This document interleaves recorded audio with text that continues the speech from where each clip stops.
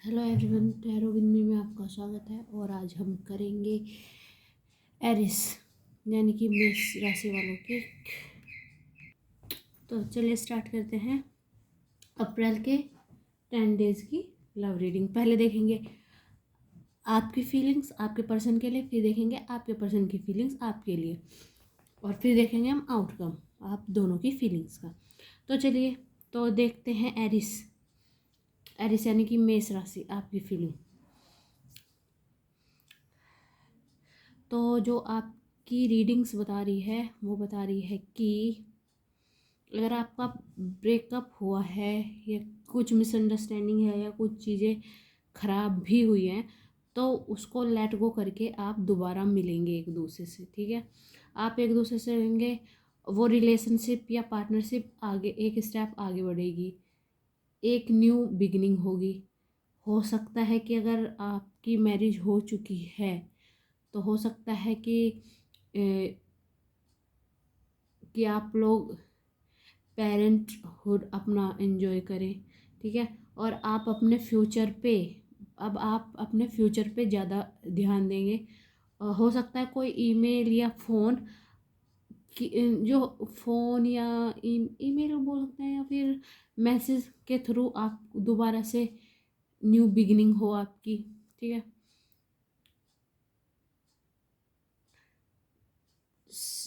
ठीक है, जो पुरानी चीज़ें हैं उनको भूल के आप एक न्यू बिगिनिंग करेंगे। ठीक है, ये थी आपकी रीडिंग। और अब आप देखते हैं हम आपके पर्सन की रीडिंग। और अब आपके पर्सन की बात करें, पेज ऑफ कप्स यानी कि कोई अच्छी खबर। मैंने वही बोला था कि कोई मैसेज या फ़ोन आपका हो सकता है। और ये रिलेशनशिप अब लॉन्ग टर्म रिलेशनशिप चलने के आसान है, क्योंकि मैंने आपको भी कहा था कि आप अपने फ्यूचर पे ध्यान दे रहे हैं। फ्यूचर पे ध्यान दे रहे हैं यानी कि एक लॉन्ग टर्म रिलेशनशिप की तरफ इशारा कर रही है। ठीक है, और मैंने कहा था कि पुरानी चीज़ों को छोड़ के, ठीक है, मैरिज लाइफ या कोई न्यू हाउस वगैरह, इन चीज़ों से दिखा रही है कि एक मैरिज, या फिर आप अगर मैरिड हैं तो आप इस टाइप, मतलब कि आप एक फैमिली हैप्पी फैमिली की शुरुआत करेंगे। बातचीत हो रही है, नो डाउट दोनों में। ये मैंने आपकी रीडिंग में भी आया था कि आप लोगों में बातचीत होगी। ठीक है, और मैंने बोला था ये कार्ड दिखा रहे हैं कि आपका रिलेशनशिप 1 स्टेप आगे बढ़ेगा, यानी कि इसमें बहुत ज़्यादा चांसेस है कि दिखा रहे हैं कि जो प्रेगनेंसी वगैरह की तरफ आप दोनों के ही कार्ड बहुत ज़्यादा जा रहे हैं। कि हो सकता है कि अगर आपकी मैरिज होता है तो आप एक स्टेप आगे, कि अब आप प्रेगनेंसी की आप प्रेग्नेंट वाले चांसेस बन रहे हैं। ठीक है, सब चीज़ अच्छी चल रही है, बस आप अपने अपने जो भी आपका रास्ता है या जिस भी वे पे आप चल रहे हैं इस टाइम, वो आपके लिए सबसे सही है। तो उस वे से ना हटके आप ये देखिए। और अब आपका आउटकम देखते हैं। मेष मेष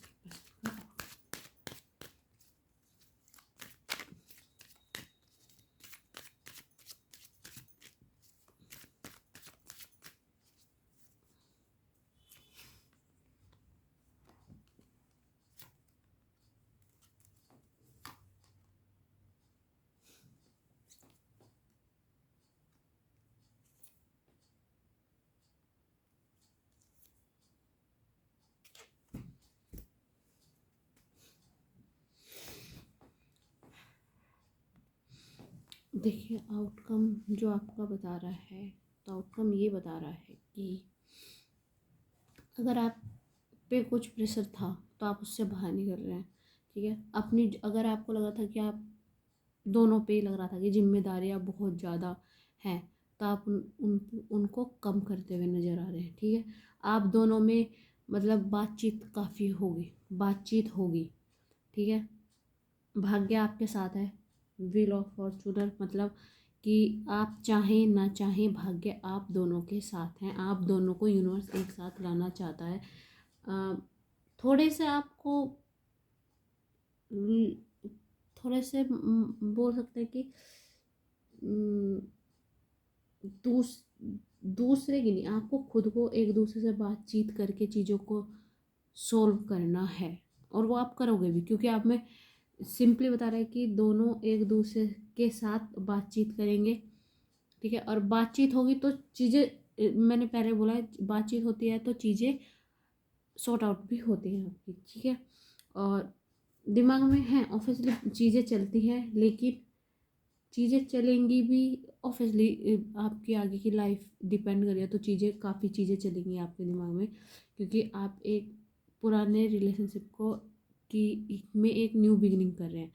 तो नो डाउट दोनों चीज़ें चलेंगी, थोड़े से ऑब्वियसली थोड़ा मेंटली स्ट्रेस रहेगा आप लोगों में, लेकिन ओवरऑल आउटकम ये बता रहा है कि आप दोनों के मिलने के चांसेस हैं और आप मिलोगे भी।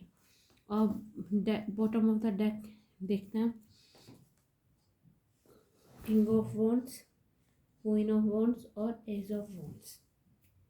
देखिए बॉटम ऑफ द डेक ये कह रहा है कि ऑब्वियसली चेंजेस आने वाले हैं।